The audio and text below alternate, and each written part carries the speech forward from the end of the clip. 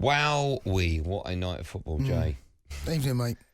Congratulations to England and Gareth, because it's been a long time coming, mate. That's been a long time coming. We're in the green room watching it. It's hard for us to grasp what this, for someone that was alive in '66 that watched the game. We've only suffered. We've only seen misery. We've only seen us hit the post and come close and glorious failure. It still might be glorious failure. We haven't won anything yet. We only got to the final, but to get to the final, and it was a tough game tonight on paper, and they look really good.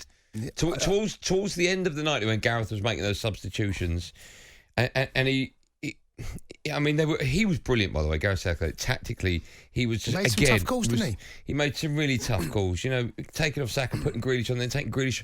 I'm not sure if Grealish is still suffering from that injury, and maybe he's keeping his powder dry for the final. You never know. But then bringing Foden on for Mount as well, and Henderson covering for Declan Rice. All of these at exactly the right moment when Denmark looked like they were tiring. It was just perfection from the manager. It really was. And went to a 3 at the back as well. Changed the shape of the team at half time and extra time. We got our noses in front. He was going to stay there, and even though they went down to 10 men, there was a lot of. I felt that we were the better side. I felt we deserved it, but you don't always get what you deserve in football. No. I saw Spain last night be the better side, but Italy hung in there, and they're wild old horses, and they managed to get themselves to a final. It's about how you get there. Sometimes the performance is not so important towards the latter stages, but I thought we deserved it tonight. I totally agree. We heard Jose just talking on the show before about the Raheem Sterling dive incident.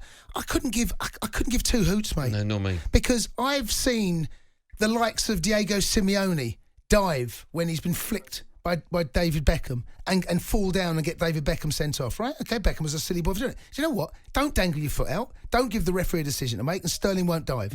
Is it a dive? Yeah. Do I think it's a penalty? No. Do I care?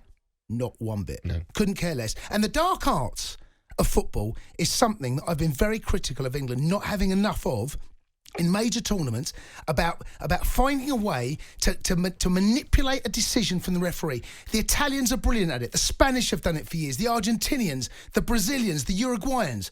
No one cares about those results that's happened in the past. No one cares about the wrongs that have been felt, that we've been wronged in certain situations, or players that have done things to manage to find a way to get. Do you know what? I couldn't care, and I don't want anyone, no one phoning up criticising Sterling, because we have missed the dark arts, and that I'll pat him on the back for that, because it's brilliant. I agree. 08717223344. Just ever so quickly as well, I do want to mention a few England players. I have to say, Kyle Walker was unbelievable. He had a shaky moment in the first half, I think, but then after that, his pace. He's running like he's about 19. He's electric. He got back to cover. He got us out of jail lots and lots of times. So Kyle Walker was fantastic. There are still, for me, question marks over Pickford. There's a couple of times, heart in mouths moment when I'm like, oh, is it on there? That's a worry for me. But listen, he's got going into this tournament, our defence was a real worry, a real problem. It's like, I think we should play 3 at the back, and then we've got extra cover, and that means we're losing them. But my goodness, Maguire and Stones, they keep coming of age. They did it in the last game. They did it against Germany as well. They are just getting better and better. And the fullbacks bombing on look great. Luke Shaw had another great game as well tonight. Saka was great in the first half, ran out of steam. I can't say a bad word about anyone that played. I thought they were fantastic. Even when the subs came on, Henderson, when he came on, had that experience and that drive as well. Foden just looked fantastic. Gave him another option as well, and scared the living daylights out of them. Harry Kane was just magnificent. Sometimes he was playing centre half. Harry Kane, his clearance from corners was magnificent as well. The whole team, 1 to 11, and the subs, and the manager, and the coaching staff. Again, I gave him 10 out of 10 for the last game. I'm going to give him 11 out of 10 for tonight. They were just magnificent. You're right, and a special mention for me for Harry Maguire, the 2 fullbacks. I thought Shaw was outstanding, just brilliant. In support of the wide man in Sterling, I thought Walker on the other side was exceptional. I thought Sterling was superb. Harry Kane, wow. I mean, his hold-up play, proper centre-forward play, even when he was dropping deep. And the game started to find more and more, certainly when we got a nose in front, picking up balls, his touch, drawing fouls, making a defender make a decision he doesn't want to have to make, committing a free kick that he doesn't want to give away when the clock's ticking. The 2 central midfielders in Rice and... I mean, look, the one thing, and if we're going to be fair and we praise, you're right to mention Pickford. I felt the goal could and should have been saved. It wasn't in the top drawer. Yeah. It wasn't in the top corner, sorry. I think that's fair. His kicking his punching was a bit suspect. Yeah, and there were one or two moments. And his kicking's normally, on point, but he made one or two errors in the first half. And I think after that, I wonder whether Gareth has said to him, "Do not take a touch." I think he did. First time, and in the end, that's what he kept doing. But look, he's been excellent up until this point, and just we're in the so final. pleased. We're in the final. We're in the final of the Euros. We're in the final. We are there. What do you reckon the chance are, you and I, because we're now doing a phone-in show on Sunday. Yep. Do you reckon the chance of us doing that phone-in show from Wembley? No chance. I just don't know if I could not be there for that game. It was not happening, mate. It's not happening. I'm doing it for me. You think so? What about if I go and then you phone me up and you connect my phone? I'm happy to do that. I'm happy to do that, mate. The final of the Euros. Of course, that game's going to be live on talkSPORT on Sunday. Then, of course, we'll be taking calls on the back of it. We're taking calls on the back of this one as well. England 2, Denmark 1, 08717 22344. And thanks to Intuit QuickBooks, we can now hear your thoughts on tonight's game with the full-time phone-in. The full-time phone-in on talkSPORT with Intuit QuickBooks. Simple, smart accounting software and expert support all in one place with the team that's got you covered.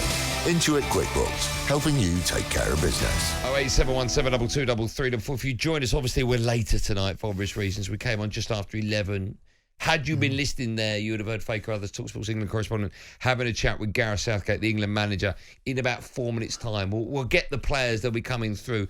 In about 4 minutes' time, Carl Walker will be joining us on the show as well. And there'll be a lot more to follow. So between them and now, let's hear from you, the football fan, 08717 22344. James is a Leeds United fan. James, good evening to you. Good evening, lads. I just want to, first of all, say it's coming home. Of course he's coming home. Of course he's coming home. Keep a lid on it, Jimbo. No. Shout it from the rooftops, Jimbo. Oh, I have been doing. Go on, what you phoned up for, Jim?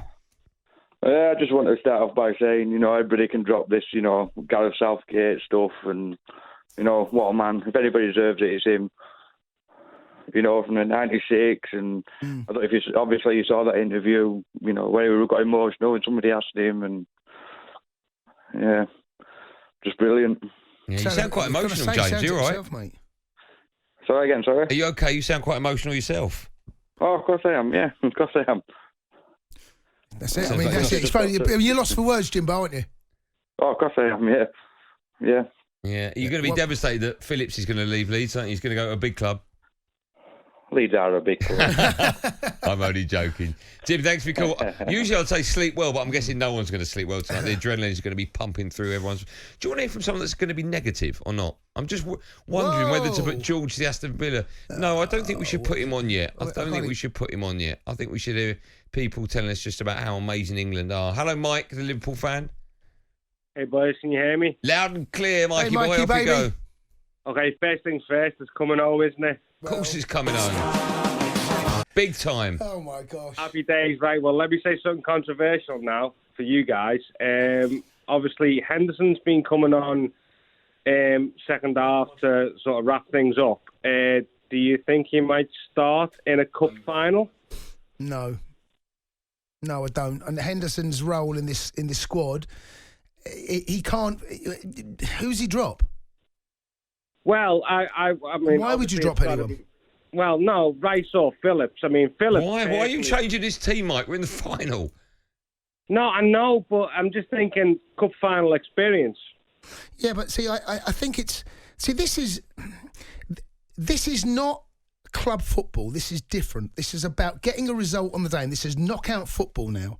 And if this was a club and there was perhaps 10, 15 games, you could make an argument, I think, over maybe half a dozen games, saying should Henderson go in for Rice, or maybe if Rice has perhaps a dodgy 45 minutes or something, you can say, maybe he needs to come out the team. In this scenario, when there's one game to go, I don't see that conversation taking place. I don't see really. Gareth. No, I'm thinking we're looking for a leader, and we only have, as far as I can see, one leader on the pitch, and that's Maguire. What? Sorry, when have we lacked leaders? Well, to be honest with you, I think the only England player I see as a leader, a shouter, a kickoff. But when have we lacked them? When have you gone? We need a leader on the pitch there. We went 1-0 down tonight, and we managed to get ourselves back into the game after a bit of a dodgy period. Yeah, well, I'd say Kane is a leader, but he's more like a Gerrard style thing. He just does it on the pitch. He doesn't shout or kick off. Mike, every single England team since '66 has had unbelievable leaders. I'll go back to Brian Robson. I'll stick John Terry now. I'll stick Rio in now. Tony Adams, I'll stick in. Right? Fair and we've never won anything. We've never won anything with all these great leaders. Let me tell you now, this team now is not broken. It does not need to be fixed. It's utterly perfect.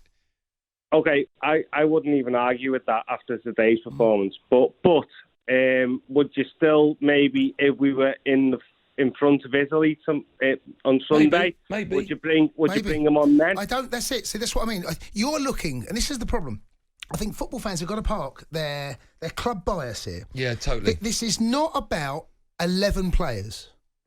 It's about a squad. It's about the bench. We saw tonight Gareth used the bench. Now, I feel for Grealish, but Gareth Southgate made the right call to bring him on, and he made uncomfortable to hear for someone who is making he's wearing the England shirt at Wembley in a semi-final. But Gareth made the right call to take him off because the game had changed. He's then gone to a 3 at the back. So who do you take off? He just put Foden on. He's not going to take him off. But he's making tough decisions. But you know what? They may be tough, but they're right. And that's the most important thing. Keep your calls coming in. We are here till 1 a.m. And then, of course, Paul Ross takes over. No excuse if you want something to say. Pick up the phone and get involved. The whole world is listening. 08717 223344. You're listening to the Sports Bar on talkSPORT with me, Andy Goldstein and Jason Cundy in partnership with Bet365. And you know what? He's coming home.